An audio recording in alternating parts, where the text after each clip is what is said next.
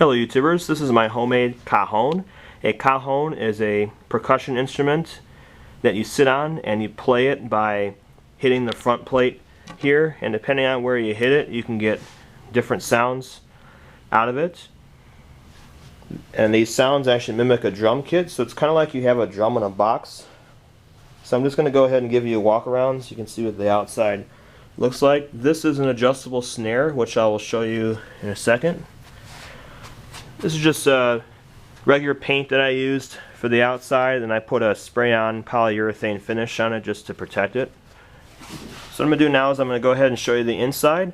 This tapa is normally screwed on to the front, so I'm going to take that off and I'm going to show you what the inside looks like. So all the wood that I used on this for the frame is Baltic Birch plywood that you can get at most craft stores. This is 1/8 inch thick. It's got to be thin like this so you get a good bass sound out of it.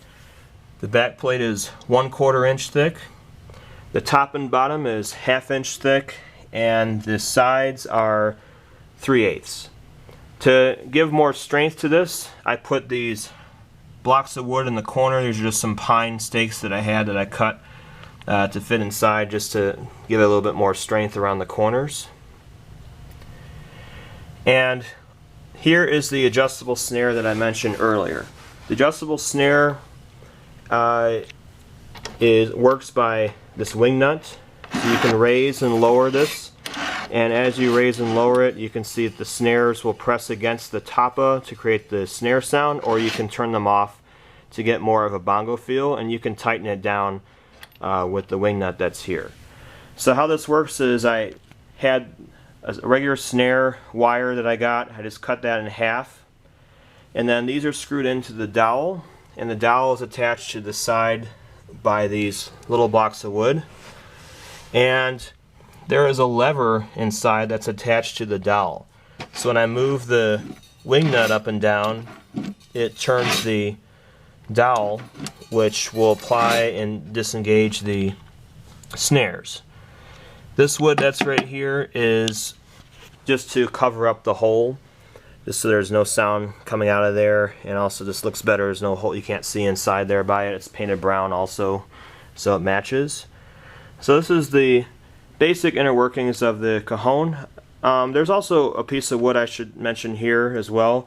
This piece of wood is what the snares rest against, and this is important to have because if the snares are turned off and you don't have a piece of wood here, that means that the snares are still going to vibrate and create a sound inside that you don't want. So you want to have them resting against something, so that way it definitely mutes the sound altogether.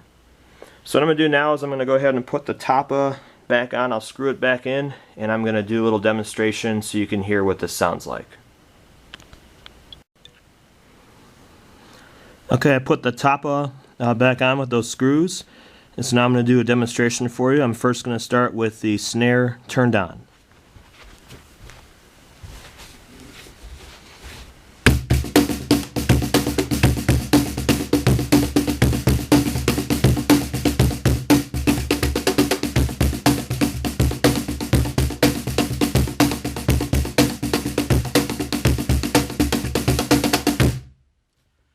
Okay, so now I'm going to turn the snare off and get more of a bongo sound out of it.